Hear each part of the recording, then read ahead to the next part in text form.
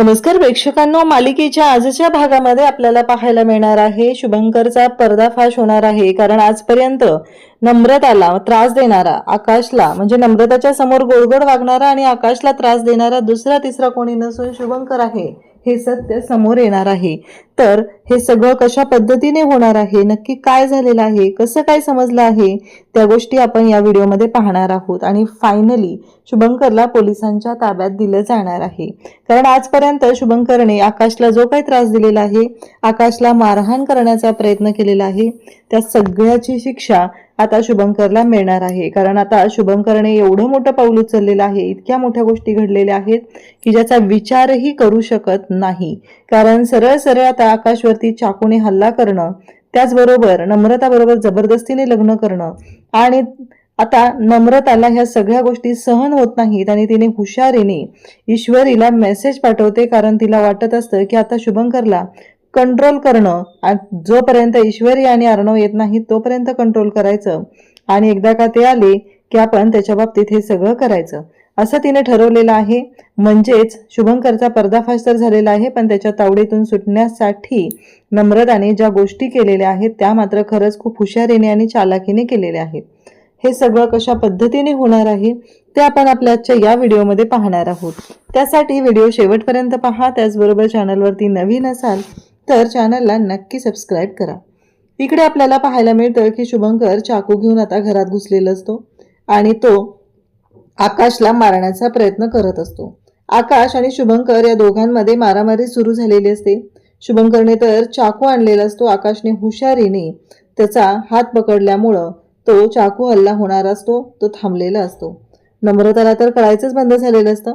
नम्रता तिथं मध्ये जाते तर शुभंकर नम्रताला ढकलून देतो आणि नम्रताशी तो ज्या पद्धतीने वर्तन करत असतो ते मात्र खूपच विचित्र असं असतं, ज्याचा विचारही कोणी करू शकत नाही. कारण शुभंकरला एवढंच माहितीये की माझी नमू आहे आणि नमू माझी आहे, तिला माझ्यापासून कोणीही तोडू शकत नाही, एवढंच त्याचं चाललेलं असतं. आणि ह्या सगळ्या विचित्र आणि विक्षिप्त अशा गोष्टी तो करत असतो. तेव्हा नम्रता म्हणत असते की शुभू तू बाजूला हो, आणि शुभंकर मात्र आता तिच्या जवळ चाललाय. आकाश आणि त्याच्यामध्ये मारामारी झाली. त्याने आकाशच्या डोक्यामध्ये फ्लॉवर पॉट मारलेला आहे. आकाश खाली पडलेला आहे आणि शुभंकर मात्र आता इकडे नम्रताच्या जवळ चाललेला आहे. आणि नेमकं त्याच वेळेस इकडे नम्रता खूप घाबरलेली, तिला कळतच नाहीये की हे सगळं काय होतंय, या सगळ्याचा काय अर्थ आहे. म्हणजे जो शुभंकर आपल्याच घरात राहत होता, आपल्याशी एवढं व्यवस्थित वागत होता, त्याच्याकडे बघून कधी वाटलंच नाहीये. कारण नम्रताने तर मैत्री समजलेली होती, पण आज तिला कळतंय की तिच्या या सगळ्या आयुष्यामध्ये प्रॉब्लेम आणणारा दुसरा तिसरा कोणी नसून शुभंकर आहे. कारण शुभंकरने नम्रताचा हात हातात घेतलेला आहे आणि तो तिला प्रपोज करतो आणि सांगतो की माझं तुझ्यावर खूप प्रेम आहे, तू मैत्री समजत होती पण ही मैत्री नाहीये, माझं प्रेम आहे आणि मी तुझ्यावर खरं प्रेम केलंय, असं तो तिला सांगतो. तेव्हा मात्र नम्रता म्हणत असते की नाही, म्हणजे मला ना कळतच नाहीये की काय करू. तिच्या मनातल्या मनात विचार चालू झालेले असतात. ही सिच्युएशन हँडल करणं वाटतं तेवढी सोपी गोष्ट नसते आणि नम्रता घाबरलेली असते.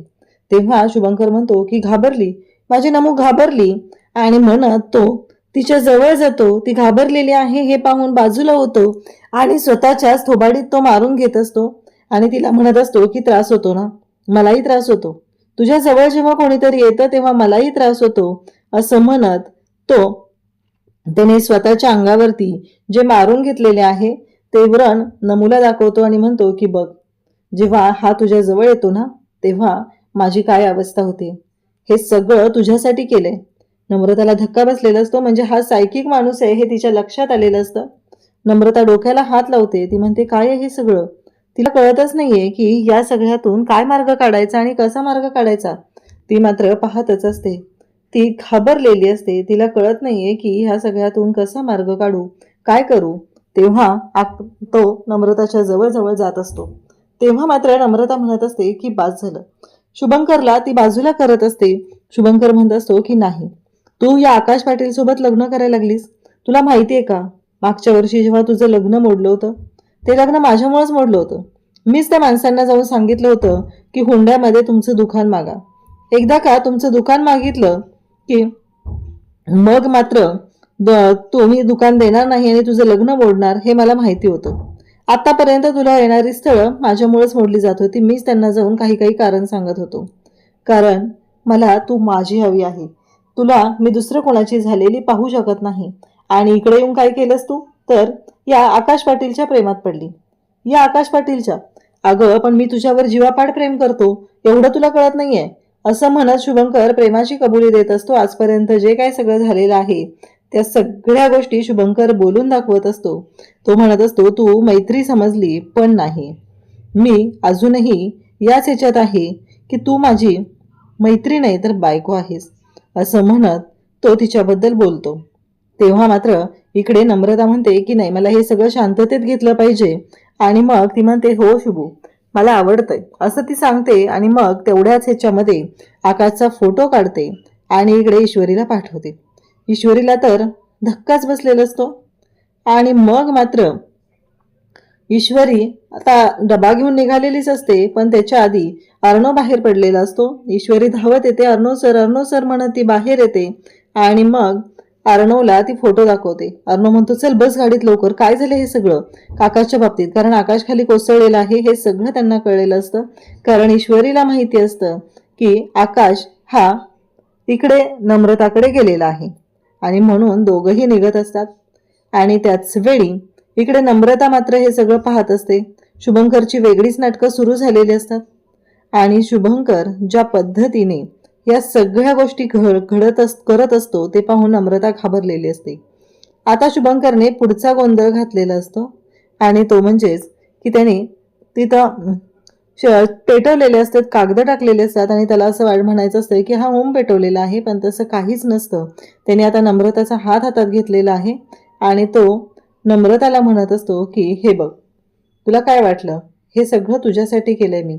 या सगळ्या गोष्टी तुझ्यासाठी केलेल्या आहेत, असं म्हणत तो नम्रताला सांगत असतो. आणि नम्रताला सांगतो की आतापर्यंत इतकं सगळं मी तुझ्यासाठी करत होतो. आता आपलं लग्न होणार आहे. काही झालं तरीही आपलं लग्न आणि त्याचबरोबर या सगळ्या गोष्टी जेव्हा घडणार आहेत तेव्हा तुला कळेल. आणि असं म्हणत तो म्हणतो की चल आता सप्तपदी चालायचं आहे. आता कोणालाही ऐकायचं नाहीये, कोणासाठीही थांबायचं नाहीये. आणि मग नम्रता सुद्धा शांतपणे ही सिच्युएशन हँडल करते. आणि त्याचबरोबर नम्रता म्हणत असते की नाही, काहीही झालं तरीही आता सध्या जोपर्यंत इश्यू येत नाही तोपर्यंत मला शांतच राहावं लागणार आहे. आणि असं म्हणत ती त्याच्याबरोबर शांतपणे ह्या सगळ्या गोष्टी ऐकत असतात. आणि मग मात्र इकडे नम्रता त्याला तो जवळ येत असतो, त्याला बाजूला ढकलते. कळतच नसतं की काय होतंय हे सगळं. आणि मग नम्रता त्याला म्हणते की तू बाजूला हो. तो म्हणत असतो की लग्न झाले आपलं, आज इतक्या दिवसानंतर इतक्या जवळून मी तुला पाहतोय आणि तू मला बाजूला काय ढकलतेस? असं नको करूस. आणि तेवढ्यातच ईश्वरी आणि अर्णव दोघंही दारात आलेले असतात. पुन्हा या माणसाने हातामध्ये चाकू घेतलेला असतो. ह्याचं हे विक्षिप्त वागणं सुरू झालेलं असतं.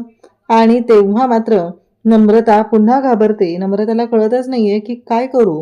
ही सिच्युएशन जी आहे ती वाटते तेवढी सोपी नाहीये.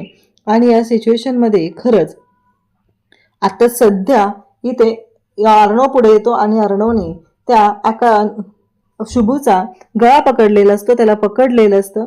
इकडे नम्रताला ईश्वरी जवळ घेते, कारण नम्रता खूप घाबरलेली असते. तिला जवळ घेते आणि त्यानंतर तिला म्हणते, काळजी करू नको, सगळं व्यवस्थित होईल, तू शांत हो नमुताई, तू शांत हो, असं ती सांगते.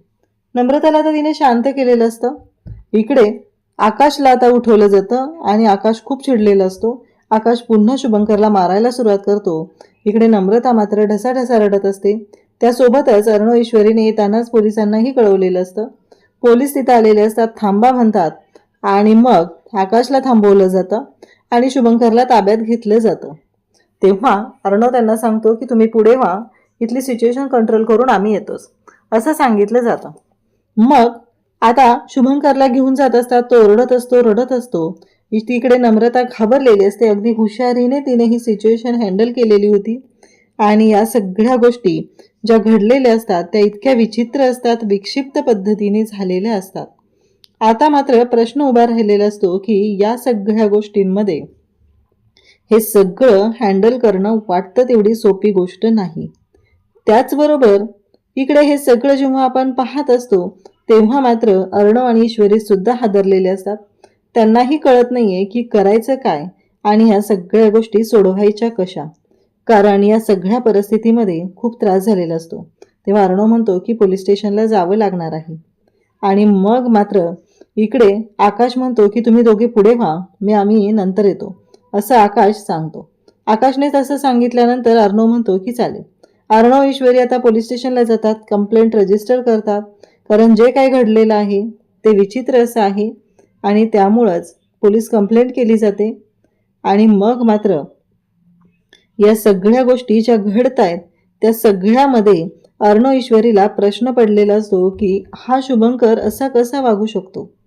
काहीही झालं तरीही शुभंकरने ह्या सगळ्या गोष्टी ज्या केलेल्या असतात त्या विचित्र पद्धतीनेच केलेल्या असतात. अर्णवला ईश्वरी सांगत असते की अर्णव सर, हे सगळं जे काही घडलंय ना ते आईबाबांना सांगायला नको. एकतर ते प्रवासाला गेलेले आहेत आणि मध्येच त्यांना ह्या सगळ्या गोष्टी समजल्या तर त्यांना भीती वाटेल, ते घाबरतील. तेव्हा अर्णव म्हणतो की ठीक आहे, नाही सांगत. त्याचबरोबर ईश्वरी म्हणते की आता घरीही याबद्दल काहीच आपल्याला सांगायचं नाहीये. कारण ऑलरेडी नमुताईची 2 लग्न मोडलेली आहेत आणि आता जर हे सगळं समजलं तर घरातल्यांच्या मनात उगीच चुकीचा काहीतरी अर्थ घेतील, ते त्यांचा गैरसमज होईल. तेव्हा अर्णव म्हणतो की फिकर नॉट, नाही सांगणार मी, असं अर्णवने आता ईश्वरीला शब्द दिलेला आहे. त्याचबरोबर इकडे नम्रता खूप घाबरलेली असते. ती म्हणत असते की आकाश सर, आपण आत्ताच्या आत्ता लग्न करायचंय, आपण लग्न करायचे आत्ताच्या आत्ता. आकाश म्हणतो काय बोलतेय तू, अगं नम्रता जरा शांत हो, असं आकाश तिला सांगत असतो. पण नम्रता मात्र ऐकायलाच तयार नसते. नम्रता म्हणत असते की नाही, मी नाही ऐकणार आहे, मला नाही ऐकायचं काही. तेव्हा तो म्हणतो की आपल्याला घरी सांगितलं पाहिजे. तेव्हा नम्रता म्हणते की नाही आकाश सर, घरी काही सांगायचं नाही आणि मला त्याच्याशी देणं घेणंच नाहीये, मला हे पटतच नाहीये, मी अजिबात ऐकणार नाहीये, असं तो सांगतो. तेव्हा ती म्हणते की तुम्ही तुमचा डिसिजन स्वतः घेऊ शकत नाही का? प्रत्येक वेळेस तुम्हाला घरातल्यांचीच जबरदस्ती ऐकायची असते, तुम्हाला स्वतःचे निर्णय घेता येत नाहीत का? एवढे लहान आहेत का तुम्ही? तेव्हा मात्र शुभंकरच्या बाबतीत जे घडलेलं आहे त्यावरून इकडे नम्रता म्हणत असते की नाही, मी शांत राहू शकत नाहीये, आता लग्न करायचंय, बस एवढंच मला माहिती आहे. एवढंच चाललेलं असतं. आणि मग मात्र इकडे आता आकाशला तिचं ऐकण्याशिवाय पर्यायच राहत नाही. कारण जी परिस्थिती झालेली आहे ती आकाशने स्वतःच्या डोळ्यांनी पाहिलेली असते. आणि आकाश म्हणत असतो की चालेल, ठीक आहे, आपण करूया लग्न. आणि इकडे ईश्वरी आणि अर्णवने सुद्धा ठरवलेलं असतं की आता घरी बोलून घ्यायचं, घरी सगळ्यांशी बोलायचं आणि यांच्या लग्नाच्या बाबतीतला मार्ग मोकळा करायचा, हे आता यांनी ठरवलेलं असतं. पण इकडे अचानकच आता नम्रताने जो काही निर्णय घेतलेला आहे त्याच्यामुळं खूप मोठं संकट येणार असतं. ते म्हणजे या सगळ्यामध्ये ईश्वरीलाच दोषी ठरवलं जाणार असतं, ज्याबद्दल माहितीच नाहीये कोणाला. पण ईश्वरीनेच हे सगळं केलंय असं म्हणत ईश्वरीच ह्यामध्ये दोषी असते असं सगळ्यांच्या समोर येणार आहे. परंतु ह्या सगळ्या गोष्टी ज्या घडत असतात तेव्हा मात्र अर्णव आणि ईश्वरी सिच्युएशन हँडल करतात आणि घरी आलेले असतात. सगळेजण बोलत असतात आणि मग आता मामा अंजलीला चिडवत असतो. अंजलीला म्हणत असतो की खरंच म्हणजे आज इतक्या दिवसानंतर तुला असं मोकळं मोकळं पाहिलंय कनू. तेव्हा ती सांगते की कनू झोपली. मग मामा म्हणतो की बरं आहे. तेव्हा ती म्हणते की ठीक आहे, आता उठली की तुझी ड्युटी सुरू, असं मुद्दामच कनूच्या बाबतीत ती बोलते. तेव्हा मात्र इकडे आता सगळेजण असतात, ईश्वरी तिथं असते. आणि मग ईश्वरी आणि अर्णवला काहीतरी बोलायचं आहे हे मामाच्या लक्षात येतं.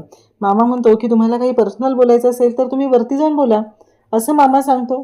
तेव्हा मात्र ईश्वरी म्हणते की नाही, मला बोलायचं आहे. आणि तेवढ्यात मामीचा रील लागतो. मामी रील बघत असते आणि त्याच्यामध्ये आता शुभमुहूर्त 2 दिवसानंतर सुरू होत आहेत.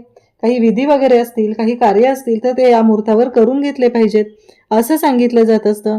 आणि ईश्वरी म्हणते की हेच मला सांगायचंय की आपल्या घरामध्येही शुभकार्य झालं पाहिजे. आजी म्हणते की अगदी बरोबर बोललीस, आपल्या घरामध्येही शुभकार्य झालं पाहिजे. मग आपण 2 दिवसातच गुरुजींशी बोलूया आणि सत्यनारायण पूजा उरकूया.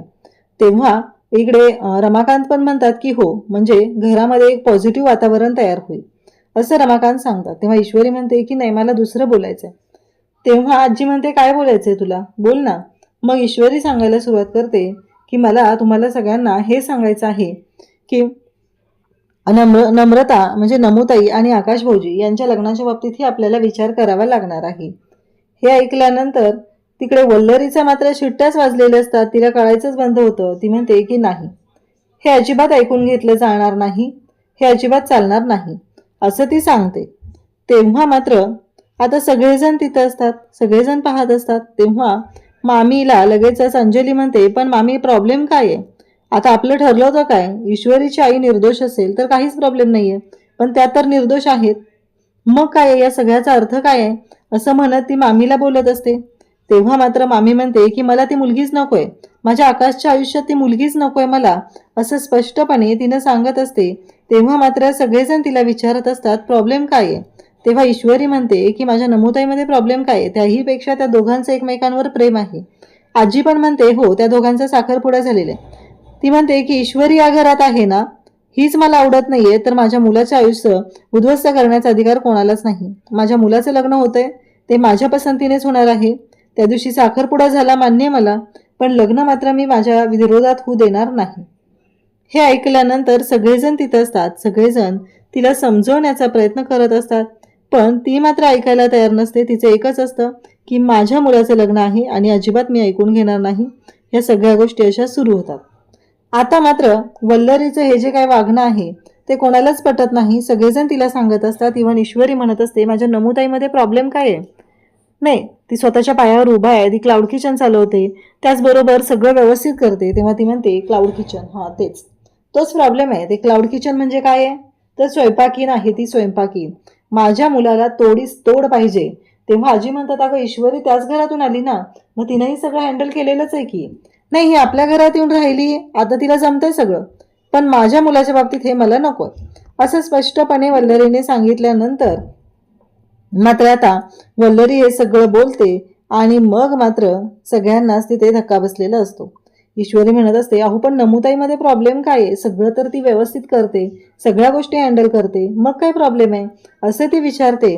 तेव्हा मात्र इकडे वल्लरी म्हणते मला ती पसंतच नाहीये आणि तू तू या घरामध्ये पैशासाठी आली, पैसे लुबाडण्यासाठी आलेली आहे आणि तुझी बहिणी तीच आहे, तीही या घरात त्याच कारणासाठी येणार आहे, म्हणूनच मला तुम्ही नको आहेत, मला तुम्ही आवडत नाही, एवढं स्पष्टपणे वल्लरी सांगून रिकामी होती.